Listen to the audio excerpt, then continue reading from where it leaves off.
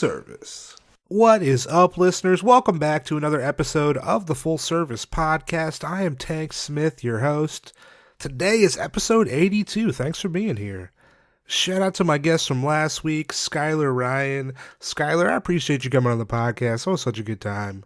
Yo, if you have not yet, check out last week's episode. Make sure you are following Skylar. She is on Twitter at Miss Sky Ryan, on TikTok at skies_world303. Got links to her Twitter, her TikTok in the show notes from last week. Hit them show notes. Show her some love. As always, you can find us on Twitter, on Instagram at Full Service Pod. I am at Tank Funkadelic. If you enjoy the show, make sure you are subscribed on whatever platform you're listening to us on. Hit that follow button, that heart button, the plus button. Hey, hit it. Subscribe to the podcast. You'll be alerted as soon as those episodes drop every single Tuesday. If you want to support the show, head on over to patreon.com/fullservicepod. Every month we have at least one Patreon exclusive episode that you cannot hear anywhere else. This month's episode is a friend of the podcast, Sophia Soma's coming back. So if you want to check out that podcast, should be dropping in a couple weeks on Patreon, patreon.com/fullservicepod. Ratings and reviews help so much for visibility for the show. So if you're on Apple Podcasts, hit us with a 5-star rating, write us a review. I will read it on the podcast. It's a good time. If you screenshot a rating, if you screenshot a review, send it to me. I will send you a sticker and a magnet. Hey, it's a good time. I appreciate you listening to the show. Today, episode 82. So excited. My guest is Edmonton-based escort and host of the No Life Skills podcast, Ashlynn. We sat down, maybe it's been like 2 weeks or so. We discussed her start in sex work at 18, working at a studio, going independent, traveling. Her first international tour was in Hong Kong. We talk about that. We talk about OnlyFans, starting her podcast, No Life Skills, where she interviews sex workers, clients, anyone who's an ally in the sex industry. Yo, so good. If you like this podcast, guarantee you will like her podcast, probably more. Hit that shit with a 5-star rating, and hey, write a review, and you'll get a free link to her OnlyFans. What are you doing? I can't offer something that good. Hey, yo, No Life Skills podcast. I have a link in the show notes. Check it out. Give it a listen. You will love the podcast. Yo, you can follow Ashlynn on Twitter at adore_Ashlynn. You can follow the podcast at No Life Skill on Twitter and at No Life Skills Podcast on Instagram. I'm going to stop talking. I'm so excited for y'all to hear this interview with Ashlynn. Hey, I'll see you on the other side.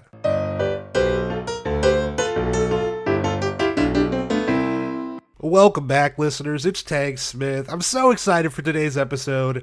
My guest today is an Edmonton-based escort. She is the host of the No Life Skills podcast, Ashlynn. Ashlynn, thanks for being on the podcast. Thank you so much for having me. This is my first guest appearance on another podcast. I'm very excited. Oh, shit. Hell yeah. Fuck yeah, this is great. Yes. Listeners, I am in Atlanta. Ashlynn, where are you joining us from? I am in Edmonton, Alberta, Canada, very far north. Okay, cool. Yeah, so if, like, I'm terrible with geography. Like, if I'm, like, looking at a map and I'm looking at Canada, where in Canada is Edmonton? I would say it's, like, Midwest. Yeah. Okay. In the prairies, in the flat part of the country. Okay, sweet. Heck yeah. Mm-hmm. What's something to do in Edmonton? Like, if somebody's coming through, what's something to do? Well, I don't know if I'd recommend coming through Edmonton, but if you find yourself here, sorry about that.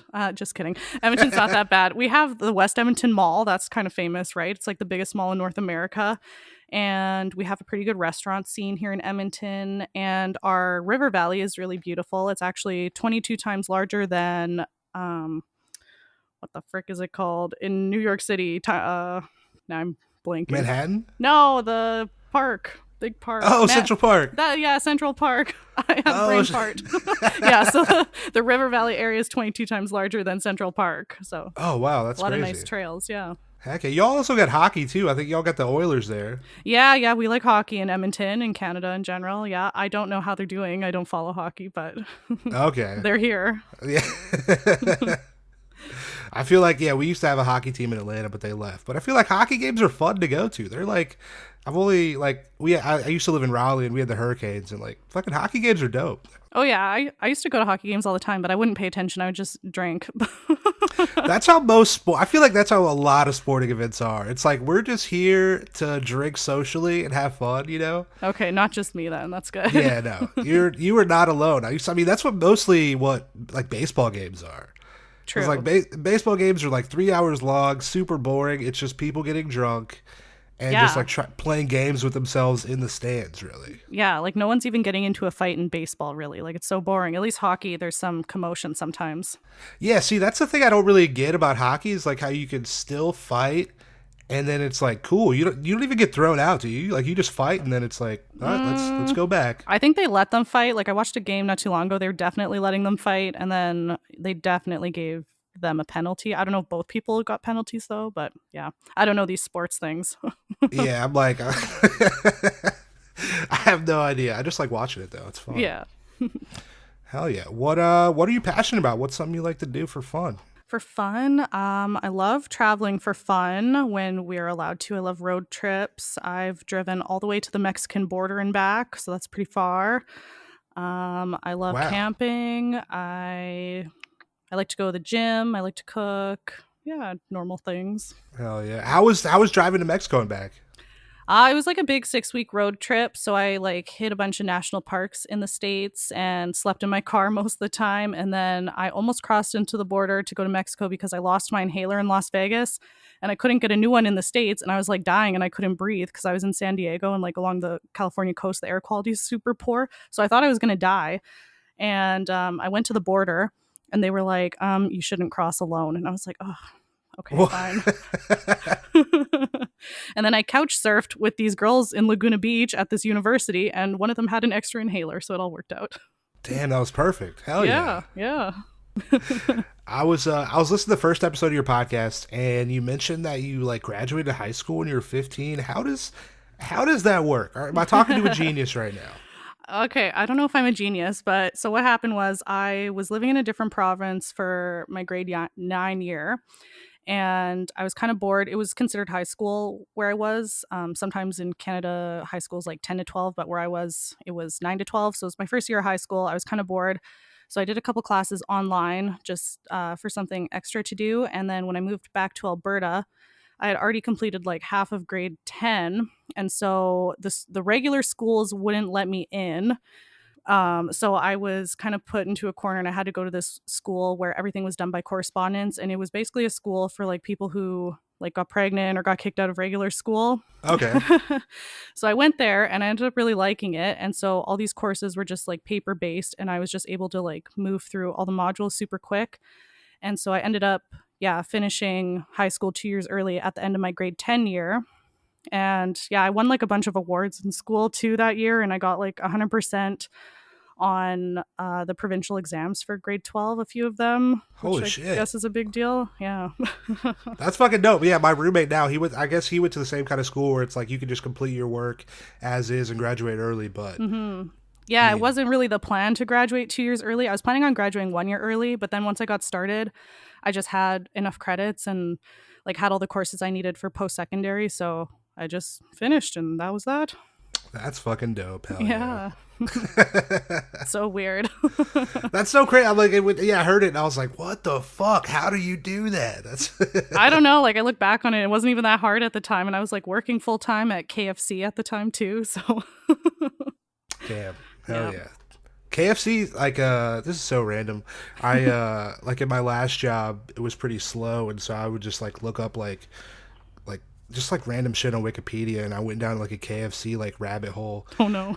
and, they got, like, 5,000 in China. Like, KFC is one of the top, restaurants in China, and, like, you know, like, finger licking good, their, like, catchphrase or whatever. It's when they translated it to Chinese or whatever, it was like finger so good or chicken so good you'll eat your fingers off. I've never heard that. Was what it That's translated awesome. to. So I think in a lot of Asian countries, I heard that like for holidays, I don't know, like Thanksgiving or maybe it was Christmas because they don't have Thanksgiving there, but people like go out and get KFC. It's like a thing to do. And apparently KFC is really big in Trinidad. I learned that too. okay, hell yeah. Yep. An ode to Colonel Sanders this episode. Yeah, that's right. They should sponsor us. Fuck yeah. That's what, yeah. We need sponsors. Give us money. You're working as an escort now. I always like to start at the beginning, right? Go back, like the. Can you remember your first like exposure to sex work at all? Like my first client, or like the first time that I was made aware of like sex work. Yeah, like the first time you were kind of made aware of it, I guess. I remember when I was, I don't know, it was either just before I turned 18 or maybe I was already 18, and I read a fictional book about escorting, and I forget what it was called, but that kind of piqued my interest. And then from there, I was doing some research and came across this other book called The Internet Escort's Handbook, which is like nonfiction. And yeah, I read that and I was like, all right, let's try this. Fuck yeah. How was getting into it? How was that for you? Well, I started off before I ever escorted, I did a little bit of camming, like, and by a little bit, I mean I made like $50 and I freaking hated it. And that was just not the job for me. And then I had heard about like the sugar daddy websites, like seeking arrangements and stuff. So I kind of went on there. But I was so young, I didn't know what I was doing. All these men were super creepy and like they wanted to have like unprotected sex and just they basically, my experience on those websites is men just want a cheap escort and they want bareback services. So Yep.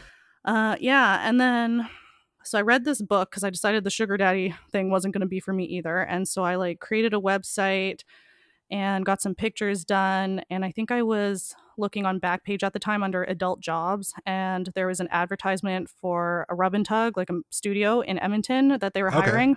So I texted the number and I was like, hey, I'm looking for a job. And she's like, okay, send me a picture, just a normal picture. So I sent her a selfie and she's like, oh, yeah, you'll be fine. Come in for an interview.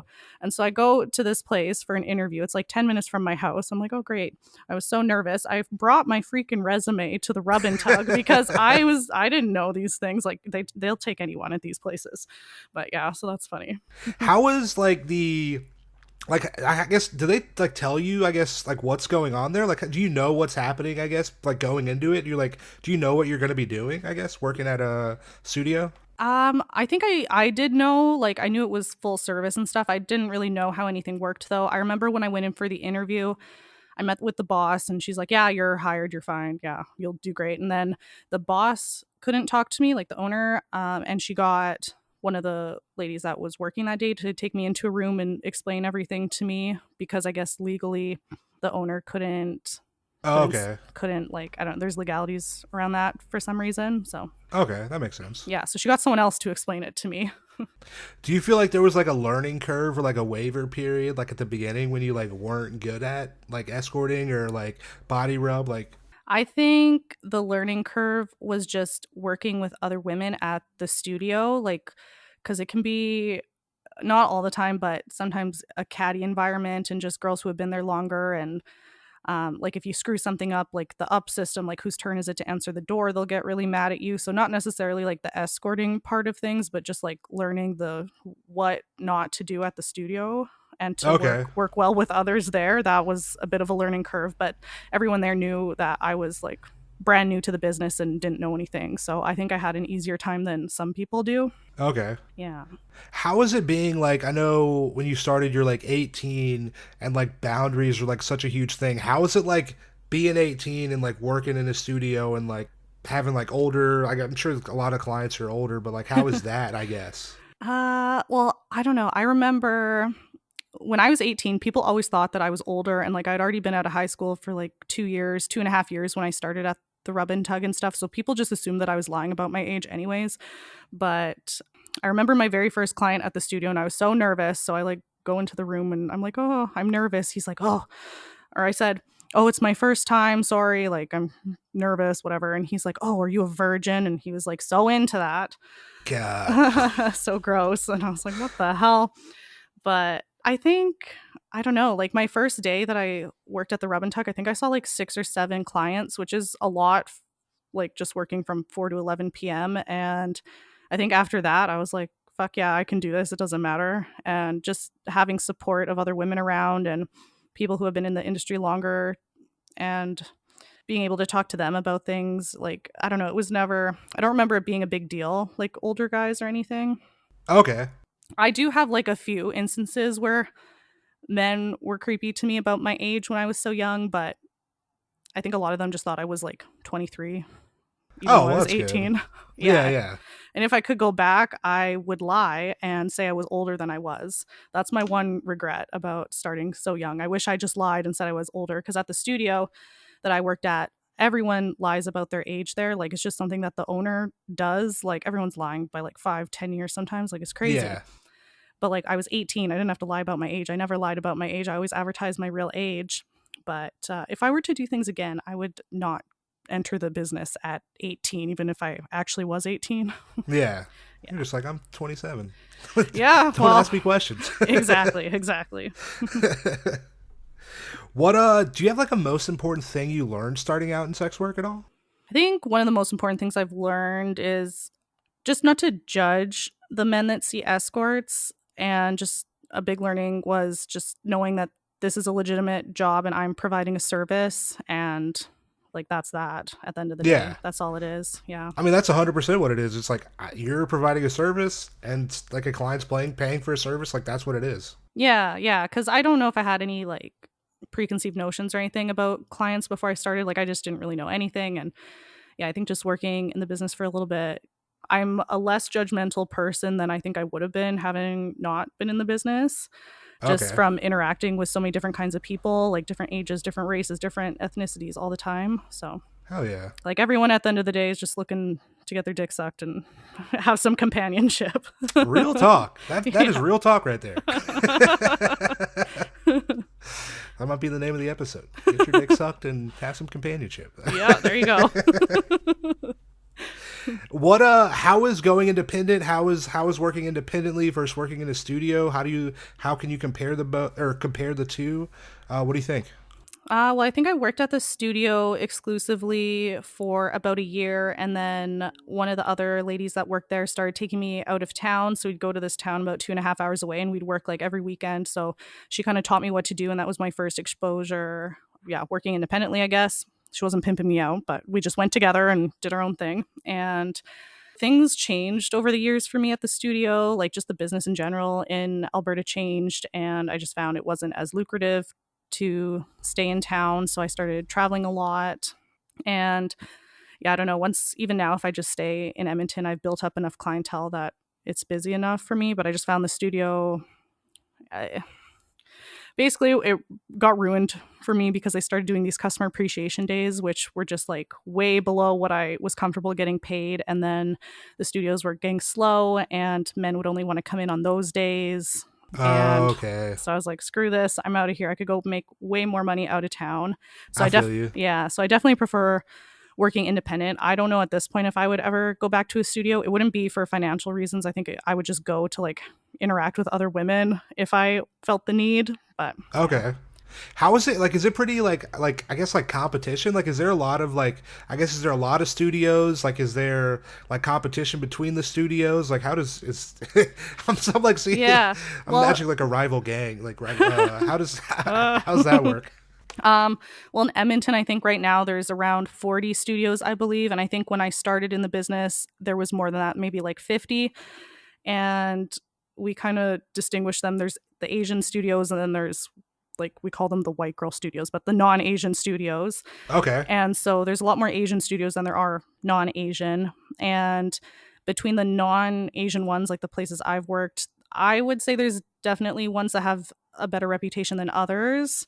Okay. And just competition within the studio, I personally never felt like there was a lot of competition, but I do know that other women have told me otherwise, and they've definitely experienced like competition and competitiveness. Not to say that I haven't experienced that, it just didn't affect me very much because I was always pretty busy when I was there. Yeah. Hmm. I was like, how big is Edmonton? I'm like, you're just like there was like I'm like 40 studios. I'm like, holy Yeah. shit, that's a lot. Yeah, people have no idea. Like, they're not really out there. Like, you drive by them all the time and people don't really notice. And yeah, Edmonton has a population of like 1 million. So Okay. I'm like, mhm. that's more than like any other business, I feel like. I don't know. I don't know. And yeah, the city was trying to shut down all the studios too. So yeah. Really? Hmm. I'm like, because I mean, there can't be that many McDonald's. Or like, what? Oh, there's Like, definitely. Oh, yeah. you guys got 40 McDonald's? Oh, probably. Definitely. I'll have to look Damn. it up, but yeah, I would say so. I'm gonna have to do some Googling on Edmonton, y'all. Everybody's sleeping on Edmonton. What the fuck? This is Yeah, yeah. crazy. Holy shit. Yeah, the thing is, like, different cities have different bylaws. So, not every city in Canada has studios. Like, for example, Calgary, which is 3 hours south of Edmonton, they don't have any studios. I think they have like one or two that were grandfathered in when the laws changed. But yeah, I don't know. Edmonton's the place for rub and tugs if someone's into that. Okay, so basically it just varies by city on like their different ordinances, I guess, on what they allow. Yeah, yeah. Okay. How has it been like traveling in Canada? Do you have a favorite city to work in? Favorite city to travel to? What's the move? I would say in Canada for work, I love to go to Saskatchewan, the whole province. I just love it. I don't know. I make so much money there. I wouldn't say it's a great place to like go vacation and have fun, but if I want to go work somewhere a little bit nicer and have some fun and like see things, do things, I love going to BC. I've pretty much traveled everywhere west of Winnipeg and like worked in like really small towns, like populations of like 5,000 people. I'll go to these places and work.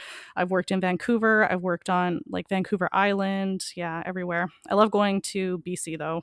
Okay. Is It's that not which one is that one? Is that the one with Toronto? Is that No, no, Toronto is way more east. I've never been to Toronto, but I would like to go one day. It's just super far, and to fly within Canada is so expensive, like during non-COVID times, and like hotels there are extremely expensive. So it was actually cheaper for me to go to Hong Kong than it was to go to Toronto. really? Hmm. Damn. I kind of wanted to ask you about Hong Kong too, because I know you mentioned on the podcast. I'm like, how was working in Hong Kong? What was that like? Well, it was interesting because I learned very quickly that time wasters and people who are going to fake book you exist everywhere in the world, and it's not exclusive to Canada. So it was just like it was fun, and the rates there are a lot higher than they are in Canada. Okay. But yeah, it was just my time got wasted a lot there. People weren't serious a lot of the time. I made money, like it was basically like a paid vacation, and I think I would do better if I were to go back now that I kind of know the games that people like to play there. But overall, it was a good trip, and I really enjoyed myself. And they seem to like Canadians because I Okay. heard from people they don't really like when the American girls go there. I don't know, they got a bad rap for some reason, but Okay. but it was fun. It was a Okay. good trip. Hell yeah. Because I was like, do they speak English? But I'm like, it was a Yeah. British fucking, it was a British spot for a while. So Yeah, and that's the thing. It was a really easy place to travel to for my first like big international tour because I knew that most people there speak English, at least a little bit. So, and like the street signs are half in English. And yeah, it was easy to get around. I wouldn't go to like mainland China or like Japan for a first international trip because it's much harder to even just travel there, not knowing the yeah, language. that makes sense. Hmm. So you have a podcast. It's a great Yes. podcast. Listeners, listen to her fucking podcast, No Life Skills Podcast. Tell me a little bit about that. When did you start it? How's it been going so far? Well, yeah, tell the people about your podcast. All right. Well, thank you. Yeah, I started a few months ago. I had thought about starting a podcast for years, and someone else in Alberta actually started a podcast and got like bullied. So I had some fear instilled in me. I didn't want to get bullied online. And this other person only lasted like a few episodes and then she never posted again. So I was just like, oh Jesus my God. Christ. Yeah, I don't know exactly what happened. I'm not really friends with this person, but I was just like, oh my God, what if that happens to me? That's so embarrassing. But but yeah, I was outed to my whole family in this past summer. And I was like, fuck it. Now's the time. Let me get my voice out there. So I have like other sex workers on. I just had a strip club manager on, some of my clients. I'm going to have a porn star on that did a scene for Brazzers. Yeah, just any kind of sex worker, allies of the industry. Yeah, tell funny Fuck yeah. stories. Lots of good stuff. I've had a lot of good feedback, which is really nice. It really is like, listen, if you're listening to this podcast, fucking go listen to her podcast. Like, it's so, you got a lot of funny stories on there. Like, it's, Thank you. I was listening to one, I guess, with your friend, like y'all went to a strip club, took like a girl home from the strip club. Yeah, my client What? and I. Yeah, lots of good flaming, or like a fucking Dorito guy too. So, Oh yeah, my Dorito man. Yeah, he gifted me 7 cases of sweet chili heat Doritos one time. So that's it's a lot of chips. Don't give me a wedding ring. Give me 7 cases of fucking that sweet chili heat. Exactly. No, I was like, this is the best gift ever. Hell yeah. I saw you were trying to advertise for the podcast on a billboard. What's the status? What's the status? Oh my God, this freaking billboard is going to give me gray hair. So I was in contact with one advertising company because there's a few in Edmonton that do billboards, and I was just going to do something locally just because I think it's funny. And now that my parents have disowned me, I figured I should put my face on a billboard and they could see it because I could think of nothing better to do with my money. That'd be so So great. yeah, and so they kind of knew what it was about. Like I'm not promoting prostitution. I'm not advertising myself, my services. I want to promote the podcast. So I was back and forth with this company for like 2 weeks, and then she emails me. She's like, "Hey, I need to give you a call." She's like, "So we sent the podcast to the CEO in Toronto. He loves it, and we talked to our lawyers, but we can't do the billboard." And I was, What? yeah, and I think they're just full of shit and just don't want a hooker on their billboard, which is fine. But they told me the reason was because the advertising age is like people 5 and above. And if somebody calls in and complains about my billboard, if it offends somebody, then it gets taken down and then they've already got my money. I don't get a refund. But I was Oh, just okay. like, this doesn't make sense because I see much more provocative advertising and like you're advertising liquor and stuff like that. And like Yeah, even in Edmonton on one of the main highways, there's like pro-life billboards, which I find are way more offensive than a podcast. So yeah. And that's then crazy. yeah, it was super frustrating. And then I contacted 2 other places and I was transparent with them. I was like, hey, I was in contact with someone else. They ended up denying me. It's an adult podcast. And then that was as far as it got. They're like, we're going to have to respectfully decline. God, that's So I just want to put my face on a billboard. I think it'd be so funny, but that's. I thought about that. I was like, I wonder how much that would run, but it's like I don't have money. it That'd be dope. yeah, it wasn't that expensive. It was a lot less than I thought it would be. And the thing is, there was another woman like a couple of years ago in another city in Canada, in Winnipeg, who bought a billboard for like several months or maybe a whole year or something. It made national news and she was like promoting her escorting services on this billboard. So that's where I got the Really? idea. Yeah. And so I was like, okay, well, if she can do that, then I can certainly get a billboard. But I guess because of that, it must have been a scandal. And now the rules have changed. See, I wonder if you could just like try to do a different city, and even maybe if you can't like find somewhere in Canada, you could even get somebody in the fucking U.S. to do it. And Yeah. like you could just all you got to get is a billboard. Doesn't matter where it's at. I know, right? Yeah, I got to look into it more because I definitely want to do it. But I was just hoping that I could, like, go drive and see it and, like, take a picture with it. God, that'd be yeah, hell yeah. But my plan is to, like, look into advertising standards and, like, what is and isn't actually allowed and whatever, and to know, like, to figure out if they're bullshitting me or if they actually can't put my Yeah, podcast on a billboard. Like, I don't know. It doesn't make a lot of sense to me, but because it's like all you're doing is advertising a podcast. Like that's all it is. yeah. And there's, like, plenty of other podcasts that I'm sure have done advertising that's adult content. Yeah. So Oh well. yeah, Damn. discrimination. It's gonna happen though. I hope so. I'm gonna make it happen one way or another. Fuck yeah. How did you come up with the name for the podcast? I wanted to talk about this. Yeah. Yeah, I think some people don't understand the name, which I don't expect them to. But yeah, my brother outed me to my parents, and one of the last things my brother said to me over text before like we stopped talking was, "One day you're gonna be old and dried up, and you'll just be a prostitute with no life skills." And I was like, what a better way to brand myself. I'm just gonna run with that. That's fucking great. That's So I hope he sees. hell yeah. And it's like a juxtaposition because I think a lot of people there's a misconception about sex workers that it's easy money and not a lot of work goes into it, and like escorts are lazy and this and that, or so Yeah, I think sex workers of all kinds have a lot of life skills. for sure. Hmm. Do people close to you know about your work? I know you said like you got like outed to your family. Like, are you able to talk to people like close to you about your job? Oh yeah, everybody knows. Yeah, I've been hooking for 6 years now. It's never really been a secret. Like I tell people at school. I don't care anymore. Everybody knows. I think is the more I talk about it, the more normalized it'll become. Yeah, And I also recognize that I'm like in a privileged position to feel safe enough to be open with everybody I meet about it too. Like I recognize not everyone can do that, but I don't have another career outside of this right now or anything. I'm not going to lose it all if people find out I'm a hooker. Like everyone already knows. yeah. How is it in Canada? Like, is there like I know in the U.S. where like full service sex work is illegal. How is it in Canada with the stigma?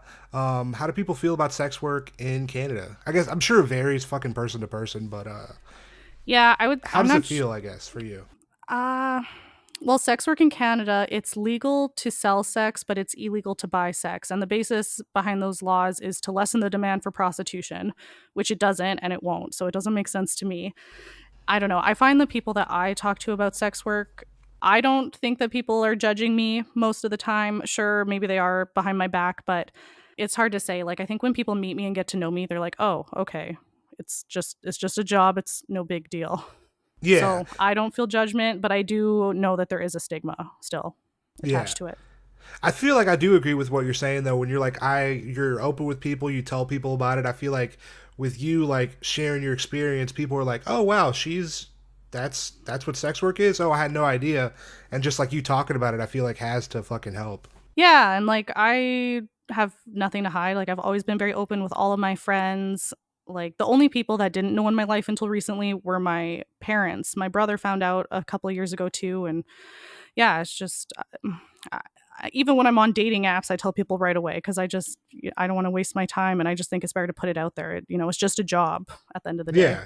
100%. And if I act like it's a big deal and I'm secretive about it, then people are gonna maybe feel a certain way. But Yeah. if I'm just straightforward and transparent, then I think it helps. How is it with so in Canada with it being like legal for you, illegal for the buyer? What's the like relationship between like sex workers and like law enforcement? Like, do you feel freely like you're able to go to the police like if you were to need like any kind of anything at all? Yeah, that's the good thing. And I think even a lot of sex workers in Canada aren't aware of this. I think a lot of workers don't even know that they're not doing something illegal because I've like talked about this with other girls at the studio that I've met and like they think that they're doing something illegal. But I know lots of friends of mine, unfortunately, have had to deal with the police, and the police have been very helpful. And escorts in Canada, any kind of sex worker can go to the police, and the law is on our side, thankfully. Fuck yeah. hmm So it's very different than like what it is in the States where both sides are criminalized. Yeah. I mean, yeah, it's you can't a lot of people like they cannot go to the police at all like just from fear of prosecution or anything. Like hmm having to like, "Oh, I'm going to have to fucking admit to shit in order to like get you to fucking help me." Like it's crazy. Yeah, yeah, absolutely. And like I don't know, the worst thing that's going to happen to an escort in Canada is you get a ticket for being unlicensed because not every city requires a license, but if you somehow, I don't know, like I know girls that have gotten tickets. The worst thing that will happen is the police will fake book you and show up and see if you're licensed. And if you're not, you get a ticket. Really? Okay. Yeah. That's never happened to me. But Here's a ticket. yeah. Here's an $800 ticket. Go get your hooker license. Like, okay, Well, great. okay. Now $800. Now I'm like, well, that's a lot, you know. Yeah, I think Fuck. that's how much they were. I think this was like a few years ago when I heard about that. But yeah. Do you feel like do you have an average clientele that comes to see you? Yeah, I was thinking about this and I would say no. But recently, probably like the last year or so, I've been getting so many guys that are close to me in age, like guys in their 20s, even guys younger than me, which is kind of weird because before, like I see people of all ages, all races. It doesn't matter to me. I don't discriminate against anybody. But yeah, I was thinking about that, and yeah, definitely a lot of young guys recently, which I don't Okay. mind. Oh yeah. Do you feel like people when they contact you, like they know what they're doing? Like I'll interview a lot of people, and people like reach out and they like have no idea what they're doing. Do you feel like when people reach out to you, they know what's up? The people that actually are successful in booking an appointment do, because if someone's texting my phone and they just say hi or hey or some other, I don't know, whatever else, and they're not Yeah. making a proper inquiry, I'm very unlikely to even reply to their message. So, because I have a website, it's very clear how I want someone to contact me and what information I'm looking for. And if they're not giving me that in their initial text, then I already know that they're not serious and they haven't read my ad, they haven't read my website. So, yeah. So I get a lot of bullshit text messages just like anybody in this business does, but yeah, the people that actually make it through the door to see me, they have read my website and they know what they're doing, hopefully. Fuck yeah. hmm Are review websites a thing in Canada? Like, do you guys have like review websites? Yes, we do. Yeah, we have a few of them. There's one in particular that I use that's popular. for Alberta, I guess. And it's run very well compared to the other boards. They definitely have the best interests of the advertisers, like the escorts, at heart, and they're on our side. And I found that not to be the case with other boards. So I don't find the board in Alberta to be toxic, but definitely in other parts of Canada, it's pretty toxic, and I won't use them. Yeah, I was gonna say, how do you feel? How do you feel about reviews? Like, do you feel like they're beneficial? Do you feel like they're harmful? What do you think? I think, I don't know. I want to say that, oh, fuck reviews, blah, blah, review board culture sucks and who needs reviews. But I do think they're beneficial and they do help. And especially if someone's new and starting out in the business. And unfortunately, you will be busier if you got reviews post about you.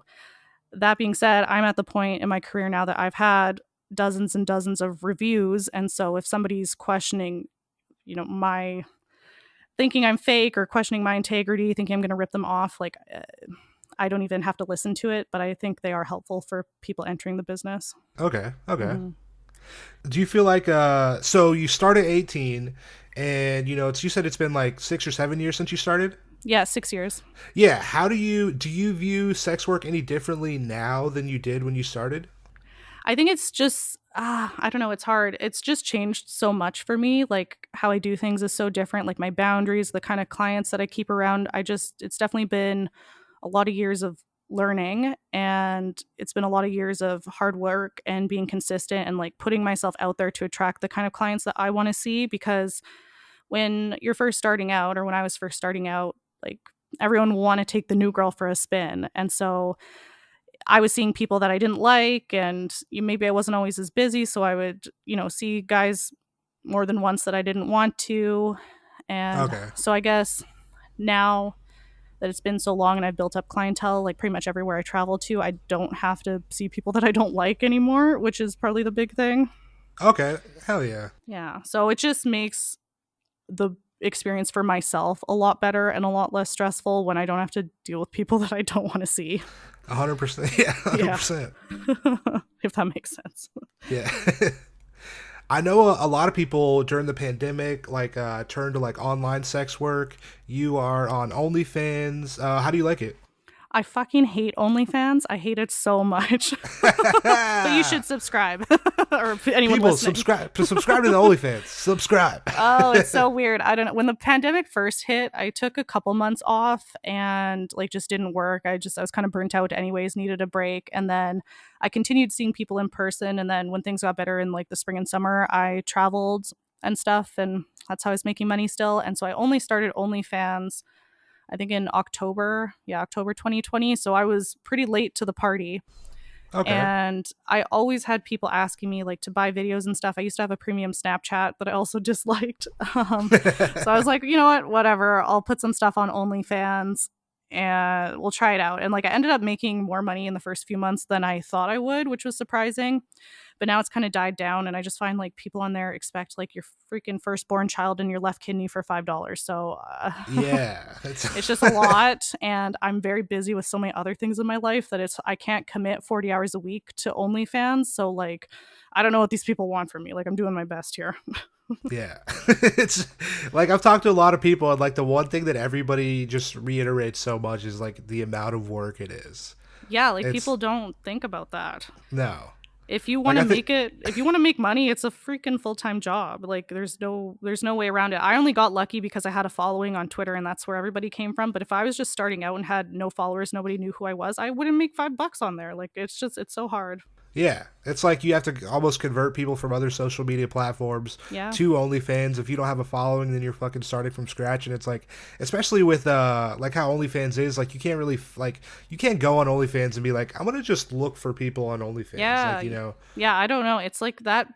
Yeah, and I think it's a shitty platform, honestly. The site is super glitchy. It's super hard to find new people to follow. Like the only way to find new people is through either other avenues of social media or on OnlyFans, like cross promotion and stuff. But yeah, yeah, I don't know what they're doing there. And like half the time my messages don't send, things don't post. It's just a very glitchy, strange site. And like for a site with, they're making millions of dollars, this company, they should like, hire so someone much money. they got to fix that. Like, I don't understand. People are going to move to other platforms. Yeah, at least like with like Avian Stars, which is almost like I'd say it's like exactly the same like fucking setup, but it's like you can still like browse people that are on the website. With Mm-hmm. OnlyFans, it's like I can only go to your OnlyFans if I know that your URL or like Mm-hmm. I found it on on another website. It doesn't. Yeah. Yeah, it's super weird. And like my Twitter was shadow banned a couple months ago too, and that's where I was getting most of my traffic to my OnlyFans. So when that my Twitter stopped working for me, then the OnlyFans traffic like declined dramatically. So like that's just another problem that I'm having. Yeah. So no one new is finding me is the issue too.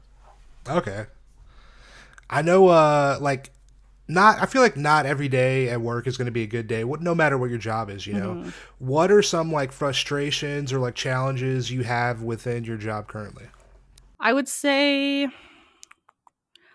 I think just administrative things, it can be tedious and just texting people constantly and people who aren't reading my ad aren't like serious about booking. That kind of stuff gets very tiring and it's been 6 years of dealing with bullshit from men now, honestly. So Yeah. and I think the other hard thing, I don't know, I've had days where there's one day in particular I was super busy that day and like three of my clients were just like their hygiene was horrific, disgusting, horrifying. I cried after the last one. I was out of town. I drove 3 hours home that night. So that's the other thing that can ruin my day. I'm like, yo, people listen to the podcast. Yo, if you got a dick, yo, watch that shit for I have a real. sign. I have a sign in my bathroom that says wash your dick. That's a, oh man, I'm not messing around. that's real fucking talk. Like, yo, Yep. scrub people, Oh scrub. man, people have shit on my bed, shit stains on the bed. Like people have bled on my bed. Like I just that is probably very hard. The hardest Man, part. if you shit on the bed, it's like, I can never come back. Oh Can man. never come back. And it's not like I was even playing with some of these people's asses, like they just shit on my bed. Or I've had people shit in the shower too one time. Oh yeah. What? Oh yeah. Like I just who raised these people? I don't know. The Yeah, that's. streets. I feel like if in the streets though, they'll still talk shit to you if you fucking shit your pants. Come I on, hope so. I hope so. These men need to learn somehow. we still got to start bringing shame back. I know. Oh my god. What would you say your like favorite and least favorite part of the job is for you? My favorite part by far is being able to work for myself, work my own schedule. I'm able to like pursue other interests, like put myself through school, do these other courses that I like to do. You take time off whenever I want, travel whenever I want. Like just the freedom is by far the best part for sure. And I do like a lot of my clients, so I enjoy spending time with them too. But definitely being self-employed. And then the worst part, the least favorite part, yeah, definitely just constantly dealing with people texting me nonsense and when they shit on my bed. Yep. Don't shit on the bed. I don't get paid enough to deal with that. I don't know. A lot of people don't. Yeah. But, yeah. Have you have your views on men or women changed since starting sex work? See, it's so hard because I started so early.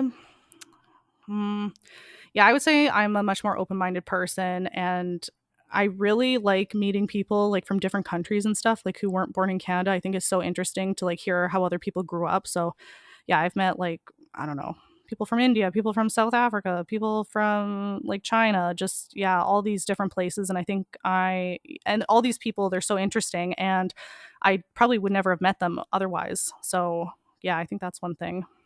Heck yeah. Mhm. I know it is so like yeah, like starting at 18, like if somebody were to ask me like at 18, like do you feel different? Of course you're gonna feel differently about everything than you Oh did. yeah, like I You didn't know, know when you're anything. yeah, just even about about the world, you know. Yeah, yeah, totally. Do you feel like you know like this is I feel like this is do you feel like you know anything about yourself now that you didn't know before you got into sex work, you know?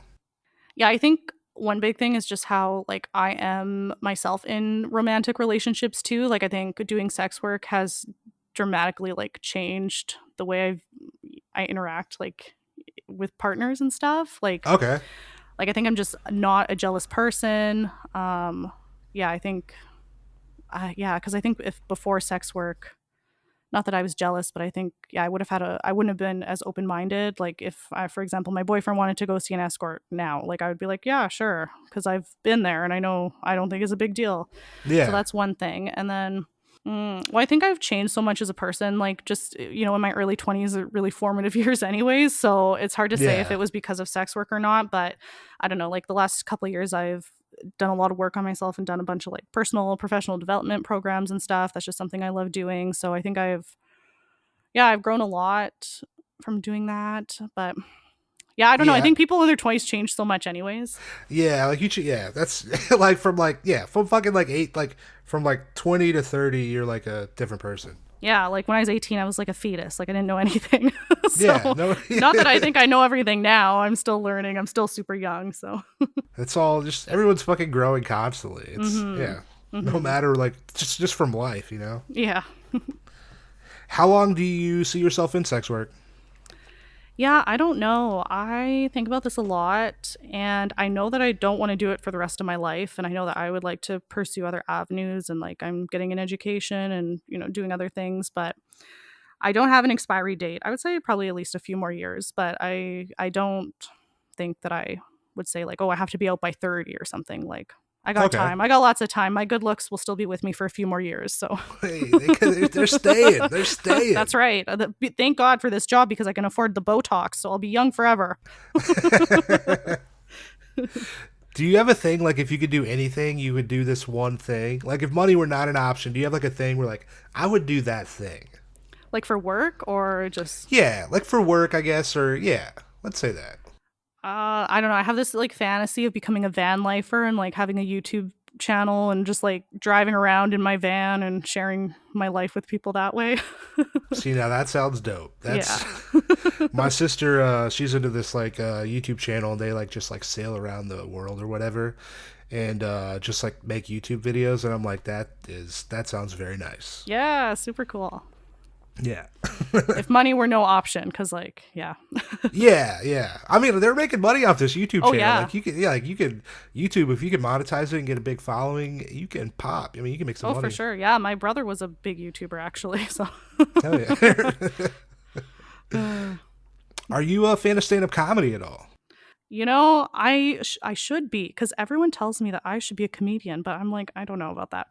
But You I, are funny. The podcast, it's funny. It's well, thank you. But I think I'd shit my pants if I got on stage. I'd be the one shitting my pants then. yeah. I listen to the Guys We Fucked podcast, which is two female comedians. I really Okay. enjoy them, but I haven't watched any other like actual comedy. So Their stand up's good. yeah, I should watch it. I just never think of Corinne's it. funny as fuck. Yeah, they're both funny. Hell yeah. But before we get out of here, did you want to leave the people on a story at all? Oh man, what kind of story? Hmm. You gotta give me something to work I with. know, right? I'm like, what? Any funny sex work story?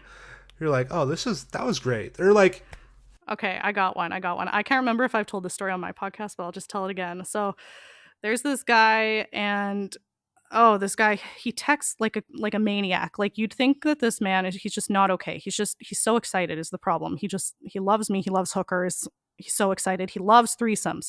He used to text me constantly. He's like, "Can you come out to see me and bring a friend?" And he texts me this like once a week. He's just like over just once a texting. week. Oh god, he's crazy. Like insufferable over text, but when you meet him in person, he's actually normal and nice, so I can deal with it. But the thing about this guy is he lives like 2.5 hours away. He pays big bucks for me to gather all my friends and take them out to this farm. So, anyways, it happened to work out one day. So he's texting me. He wants me to bring a girlfriend out for a threesome, whatever. The kids are at school. The wife was at work. Great. Yeah. Perfect timing. And so it's like early spring. There's still a lot of snow on the ground. Turns out he's too paranoid. We can't go to his place, even though we usually just do it at his place. So we go to this like little farmhouse on this other property, and we go to the bathroom.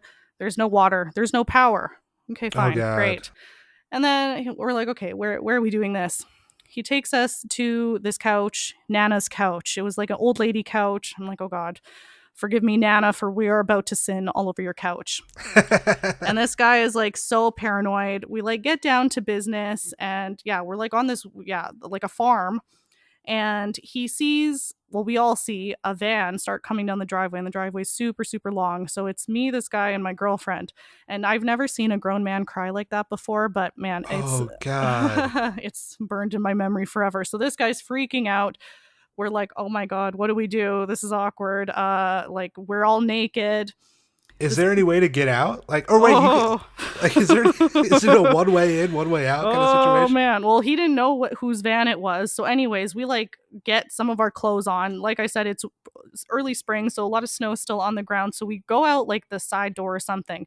And so I don't have shoes on. None of us have shoes on. My girlfriend's titties are flapping in the prairie breeze. Okay, we're like running to go Oh hide. God. We're running to go hide behind these like in these trees, and it's like 3 feet of snow, and we don't have shoes on. And my girlfriend, yeah, her titties are everywhere. Oh my God, and this man's crying. He's like, oh my God, who is that? What's happening? Blah blah blah. He's like crying, crouching in this bush. We're running through this field. Jesus Christ. And then the van just turns around. So yeah, that was fun. Did the date continue? Was he like, oh, we're good now? Or was he like just so freaked out? He's like, there's no way I'm getting a boner. Like, what's. Oh, I don't think he could get a boner. I don't think we continued. I think he was like, fuck that. This guy's already so paranoid. Like, no, he couldn't. And I was so mad. I was like, how the fuck are you going to do that to me? You owe me money for that. That's traumatizing. I need to talk to my therapist dude. now. I thought your wife was coming to beat us or something. God. Yeah, I don't even know what the van was doing, but yeah, it just turned around. And it's like so weird because where we were, like it's just farm. There's not a lot of houses, nothing. Like what were these people doing? It was so strange, but That's so weird. Yeah. Damn. So yeah, love that. It's good it wasn't his wife though. That's definitely positive. Oh yeah. Oh my God. Well, one time he's like, oh, you should have a threesome with me and my wife. And I'm like, okay. Turns out he was pretending that his wife was another escort that I'm now really good friends with. And I'm like, I would have known that it wasn't your wife, you noodlehead. Like, what the hell? It's not like you would have talked to her at some point. I know. I'm like, whatever. You can pretend that she's your wife. I get it. It's fine. But you're not fooling me. I literally fuck on your bed and stare at your wife's face on the headboard because there's a family picture there. Yeah. Like, I know what your wife looks like. He like gets her a wedding band to wear. He's like, wear this. He would. He loves this lady so much. Oh my God, my friend. Yeah. Man. Yeah. He's just living the fantasy for an hour at a time. Hell yeah. Aren't we all? I'm like, that's the life right there. Yep. I hope that story was good enough. I don't. No, that was dope. That was great. Okay. Titties flapping in the prairie breeze. Hell yeah, Ashlynn. I appreciate you coming to the podcast. It's been dope. Thank you so much for having me. It was awesome. Fuck yeah. Before we get out of here, do you want to plug some social media for the people so they can follow you? Absolutely. You can find me on Twitter at adore_Ashlynn or at NoLifeSkill. And yeah, that's pretty much it. Or my Instagram for the podcast is at No Life Skills Podcast. Okay, fuck yeah. Yeah. Hell yeah, people, give her a follow. Listen to the podcast. Please. Give it a 5-star rating on Apple Podcasts. Yes. Thank you. Fucking retweet shit. Hell yeah. Yeah, Hell and if you write me a review and send me a picture of it, I will give you a free trial link to my paid OnlyFans. Hey, so here I am about to write a review. Okay. Yeah, go for it. I'm soliciting myself for reviews. Fuck yeah. And I hope the billboard happens. I'm it's excited gonna happen. about the prospects of a billboard. Man, I'm gonna make it happen one way or another. Hell yeah. Ashlynn, I appreciate you coming on the podcast. Awesome. Thank you so much. Fuck yeah. Listeners, we will be back later. That was my interview with Ashlynn. Yo, shout out Ashlynn. I appreciate you coming on the podcast. That was so much fun. Listeners, she just plugged it. You can find her on Twitter at adore_Ashlynn. You can find her on OnlyFans, onlyfans.com/adoreashlynn. You can follow the podcast on Twitter at NoLifeSkill and on Instagram at NoLifeSkillsPodcast. I have a link to all of those, including the podcast, in the show notes. Hit them show notes, check out the podcast, hit it with a 5-star rating on Apple Podcasts, write a review. Send it the love all around. As always, you can find us on Twitter, on Instagram at FullServicePod. I am at TankFunkadelic. If you enjoy the show, just make sure you subscribe to the podcast. Hit that like button, that follow button, that subscribe button. You'll be alerted as soon as those new episodes drop every single Tuesday. If you want to be on the podcast, if you want to hear anything talked about on the podcast, feel free to reach out, fullservicepod@gmail.com. Today's episode, oh boy, sponsored by Momentum Intimacy. 2 weeks in a row, what's going on? Hey, if you want to buy condoms from Wall Street, or do you want to buy condoms from Main Street? Momentum Intimacy is a condom lube company based in Atlanta. Buy some condoms, buy some lube, luxury for your genitals. And they're still not paying me for that tagline, but it's gonna catch on. But yeah, I appreciate you being here. This has been episode number 82. We will be back next Tuesday. What's happening? Is it an interview? Is it a solo? Who knows? Got to tune in to find out. I will tweet about it. So make sure you're following us on Twitter, and you'll know what's up before everybody else does. I had some links last week in the show notes for the victims of the Atlanta spa shootings. I have them again this week. If you can donate to the GoFundMes, that'd be amazing. If you can't, totally understand. But they are there. Click them links. Donate some money. But hey, I appreciate you being here. We will be back on Tuesday. Hey, hope everything's good wherever you're at. And I don't know where we're going with that. But yo. I'll see you on Tuesday. Later.